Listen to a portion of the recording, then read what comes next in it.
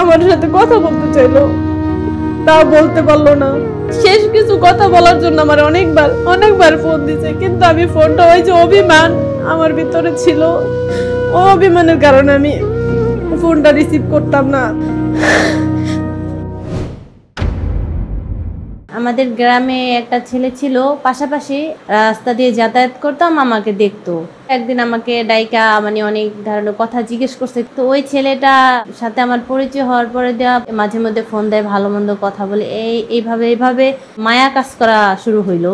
এরকম কথা বলছি মনে হয় 7 থেকে 8 মাস। মাঝখানে আমার চাচাতো ভাইদের সাথে আমাদের শত্রুতামি ছিল জায়গা জমি নিয়ে। পরে দেয়া জ্যাঠু ভাই আছে, উনি আবার কি করছে, উনি বলে যে আমি যার সাথে আমার রিলেশন তার সাথে আমার খারাপ সম্পর্ক আছে, আমার নামে এরকম বদনাম রটাইতো।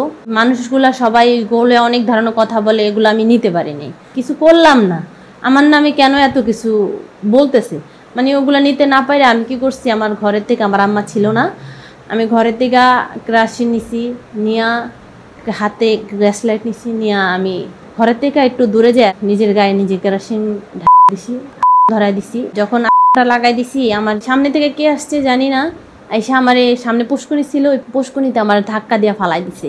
কিন্তু আমার যে পিছনের সাইড ওগুলা পুড়ে গেছে, আমার পিঠ পুষছে আর রান পিছনের পায়ের দিকে। হ্যাঁ, পায়ের দিকে 1.5-2 মাস ঘাওটা ছিল, এটা শুকাইতে 1.5-2 মাস লাগছে। যখন আপনার এই অবস্থা, তখন কি সে আপনাকে দেখতে এসেছিল? না, সে দেখতে আসলে তো মনে করেন যে আমার জ্যাঠু ভাই ওরা তো আরো করব, তার জন্য দেখতে আসে নাই, কিন্তু ফোনে অনেক কথা খবর নিছে। হ্যাঁ, তো এরকম হয়েছে। পরে দেয়া আমারও এজেন্ট, আমি ওই ছেলেরই বিয়ে করব, ওর জন্য যখন আমার এত কিছু হয়েছে, দুজনের তরফ থেকে ছিল বিয়ে হবে। এক পর্যায়ে মনে করেন শ্বশুর, আমার ভাসুর, আমার মামা শ্বশুর, আমার আম্মা, আমার খালু, এরা নিয়ে বৈশা তোর বিয়ে হইলো। আমাদের বাসা ভাড়া করে আলাদা আমার স্বামী নিয়ে রাখলো, পাশাপাশি ছিলাম কিন্তু ওই বাড়িতে নেয় নেই, তো এখানে থাকলাম। এখন আমি সবসময় একা থাকি। আপনার স্বামী নিয়মিত আপনার সাথে থাকতো না? না, তো আমার তো একজন মানুষের দরকার আছে, তো আমি আমার বাচ্চা নিয়ে যদি সারাক্ষণ থাকতে পারি তাহলে তো আর ওই স্বামীর কথা অতটা মনে পড়বো না। এখন আমিও চাইতেছি যে আমার একটা বাবু হোক, ওরে নিয়ে আমি থাকবো। ওইখানে আমি বাবু নিলাম কেন, এটা নিয়ে আমার অনেক মারতো, বেবি হবে কেন এটা নিবে না, আমার এরকম মারামারি করে দেখে আমি সিদ্ধান্ত নিলাম যে আমি তাদের বাড়িতে যাব, ওইখানে থাকবো, আর আমি মেন বাড়িতে থাকবো। তো যাওয়ার পরে ওইখানে আমি যখন গেছি, তো ওইখানে আমার হাজবেন্ডও আসছে, আসার পরে আমার অনেক মারলো। এর মধ্যে আমার আম্মার কাছে খবর যায়, তো আমার আম্মা আসলো, আসার পরে দেয়া ওইখানে সবাই বসে একটা সিদ্ধান্ত নিল যে আমার আম্মার কাছে আমাকে রাখবে। আপনার মা আপনাকে নিয়ে চলে আসলো যেহেতু আপনি প্রেগন্যান্ট? হ্যাঁ, চলে আসার পরে ওইখানে কিছু জিনিস পাঠায় আমার আম্মার বাসায় আমার জন্য। তো আমার মেয়ে হওয়ার পরে দিয়া আমার হাজবেন্ড কোনো খোঁজ খবর নেয় না। আমার একটা বাচ্চা পালতে হইলে অনেক কিছু দরকার হয়, একটা বাচ্চার মানুষ করতে হইলে। তো আমার মেয়েটারে আমি পালতাম মনে করেন ওই যে আমার আম্মার কাছ থেকে টাকা নিয়া, আমার বোন কাছ থেকে টাকা নিয়া, নিজে না খায়া টাকা জমা করে আমার মেয়েটারে আমি ডাক্তারি খরচ যেটা যেরকম লাগবো ওইরকম আমি করতেছি। তারপরে একবার আমার মেয়ে যখন 1.5 বছর হয়েছে, তখন টাইফয়েড হয়েছে, একদম অসুস্থ হয়ে গেছে, বিছনায় পড়ে গেছে। তো আমার হাজবেন্ড এরকম মানুষ, আমার মেয়ের পেছে এত টাকা যাইতেছে, আমার একটু খোঁজ খবর নিতেছে না, তাও বলতাছি, কিছু রিয়াকশন নাই তার। কিন্তু আমার ধারণা যে সে যেরকম হোক, আমি তার কাছেই জানি আমার আল্লাহ মরণটা দেয় তার সংসার রেখেই। তো সে আমার কোনো কেয়ার করে না। আর আমার ওই যে 8 মাসের কথা বলে যে আমার এই বাড়িতে পাঠাইছে, এখন আমার মেয়ের 1.5 বছর হয়ে গেছে, আমার নেয় না। আর একটা ফ্যামিলির ভিতর হয় কি, আপনার বেশি দিন বাপের বাড়িতে থাকলে মানুষের গুরুত্ব কমে যায়, বোনদের, মাদের, সবার গুরুত্ব কমে যায়। তো আমি ওইখানে কেউ বলতে পারি না যে আমি কতটা কষ্টে আছি। আমি ওইখানে সবার থেকে কথা শুনতে হয় যে সেইখানে থাকি। একটা মেয়ে, এটা তো সবাই জানে, একটা মেয়ের বাপের বাড়িতে 2-4 দিন আসলে তাদের দামটা থাকে, তার বেশি হয়ে গেলে তো আর কোনো দাম থাকে না। তো আমি তো অনেক দিন হয়ে গেছে আমি ওইখানে, তো আমার কেউ ওরকম ভাবে ভালো দেখে না, যে আমি যাই না কেন, এরকম একটা কিছু বোঝা হয়ে গেছে তাকে মাথার উপরে। তো আমার স্বামীও করতেছে যে আমার ওইখানে রাখবো, থাকলে থাকো, না থাকলে যাও। আমার মেয়ের বয়স হয়ে গেছে 2 বছর হওয়ার পরে এখন আমার আম্মার সাথে রাগারাগি হয়েছে, তাদের ঘাড়ের উপরে একটা খাইতাছি। আমি এক পর্যায়ে রাগ করে আমি ঢাকা চলে যাই, জব করতেছিলাম। পরে আমার ওইখানে মন বসতো না, সারা জীবন যার পাশে থাকতে চাইছি সে নাই। আমি এখন তার কারণেই আমি এখন মানে মানুষের সামনে কাজ করতে হয়, মানুষের সামনে মানে সামনে সামনে থাকতো একটা পুরুষ মানুষের, এরকম একটা মানে সারাদিন মাথার ভিতরে ওড়ে থাকতো। আর শুধু কান্না করতাম, শুধু সারাদিনে কান্না করতাম, কানতে কানতে আমি এক পর্যায়ে অসুস্থ হয়ে গেছি। 3 মাস পর আমার হাজবেন্ড আসছে আমার দেখতে। ও আমারে বাড়িতে যাইতে বলছি তারে যে আমাকে আলাদা বাসা নিয়ে দিলে আমি থাকবো, নইলে আমি যাব না এখানে। আমার হাজবেন্ডের সাথে একটু কথা কাটাকাটি হয়েছিল, কথা কাটাকাটি হওয়ার পর গ্রামে চলে গেল। আমি আর সে ফোন দিলে আমি ফোন ধরি না। তারপরে দিয়ে আমি তো আমার ডিউটিতে ছিলাম, কিন্তু আমার ফোনটা আমার সাথে ছিল না। সেই দিন হঠাৎ করে মনে হইতেছিল, সকাল থেকেই মনে হচ্ছিল, খারাপ লাগতেছিল, সকাল থেকে আমার অনেক খারাপ লাগতেছিল, বারবার তার কথায় মনে হয়। এর মধ্যে দেয়া আমার বড় বোন আসছে 1টা বাজে, যে সীমা তোমার গ্রামে যাইতে হইব, কয় মা অসুস্থ, গ্রামে যাইতে হইব। আফা আবার কি করছে, আমার সরাই দিয়া আমি যেখানে কাজ করতাম সেইখানে স্যারেদেরকে বললো। তো আমি যখন আমার বাসা থেকে আর সবকিছু গোছায় গেছে গেটের সামনে নামছি, আমার বোনে তখন বললো যে তানহার আব্বু মারা গেছে।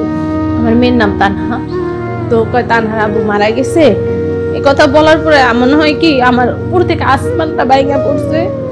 আমি চুপ করে দাঁড়ায় রয়েছিলাম। দাঁড়া থেকে অনেকক্ষণ পরে আমি নিজের ভিতরে রাখতে পারি না, আমি রাস্তার ভিতরে পড়ে গেছি। রাস্তার ভিতরে পড়ে যায় যে আমার সাথে কথা বলতে চাইলো, তাও বলতে পারলো না। কি বলতে চাইছিল তাও আমি জানি না, কিন্তু এখন এই মানুষটাই আমার সাইডেই গেল গা। শেষ কিছু কথা বলার জন্য আমার অনেকবার ফোন দিছে, কিন্তু আমি ফোনটা, ওই যে অভিমান আমার ভিতরে ছিল, ও অভিমানের কারণে আমি ফোনটা রিসিভ করতাম না, ব্লক মারা দিছি। সব যে কোনো নাম্বার ফোন দিত ওইটাই ব্লক মারতাম আমি। তো আমার ওইখান থেকে আসার পরে আমার হাজবেন্ডের বাড়িতে আসে ওই কবরস্থানে যাওয়া হয়। ওইখান থেকে গেল, আমি ওই দেশে থাকি 2 বছর হয়েছে আমি দেশে থাকি। এখন মানে আমার স্বামীর থেকে যেটুকু কষ্ট পাইছি তো পাওয়া হয়ে গেছে। এখন আমি একটু নিজের জীবনটা আবার নিজে গোছাই নিতেছি।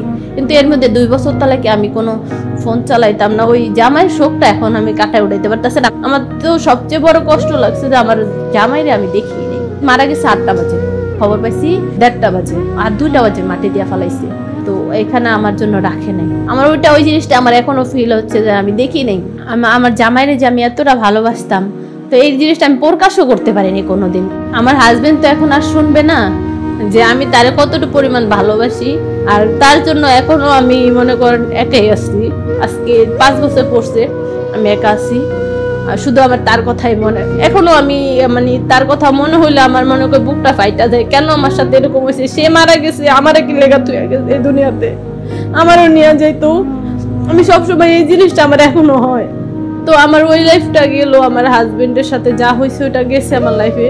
তো আমার শেষের লাইফটা এখন বর্তমানে যে লাইফটা আছে, তো আমার যে জায়গা জমি নিয়ে আমার জ্যাঠো ভাইদের সাথে সমস্যা, তার ছেলে আমার ফোন নাম্বার পুরা এলাকাটা পুরা ছড়াই দিছে। প্রতিদিন একটা করে ফোন আসতো, আর আমি মানে অনেক ডিপ্রেশনে থাকতাম, এত ফোন আসে কেন আমার মোবাইলে।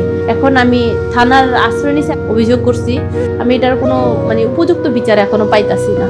আমি আমার মতো থাকি, আমার মতো খাই, আমি আমার মেয়ে নিয়ে আমি থাকি। দেখেন আমার বাবাও নাই, আমার ভাইও নাই। আমার স্বামী ছিল, সেও এই দুনিয়া ছাড়া চলে গেছে আমার রাইখা। কিন্তু আমার নামে যেইগুলা ছড়াইছে শুধু একমাত্র জায়গা জমিনের জন্য। আমি তো একটা মানুষ, আমি বাঁচতে চাই আমার মেয়েটারে নিয়ে। আপনাকে কারণে, আপনাকে কথার কারণে আমার কোমর ছাড়েন না, চুলগুলার তাহলে আমি কাটটা ফালাইছি।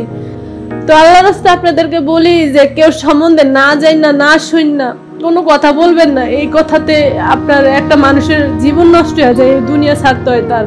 এখন আমার একটু ভালো থাকতে দেন, আমার মেয়েটা নিয়ে ভালো থাকি। আমার এরকম অবস্থা হয়ে যায় যে মানে আমি একলা থাকি, একলা মনে করেন সারাদিন রাত্রে ঘুম হয় না আমার। মানুষে কি বললো এগুলা, আমার হাজবেন্ড থাকলে খারাপ হোক ভালো হোক, থাকলে তো আর মানুষ এইসব কথা বলতে পারতো না।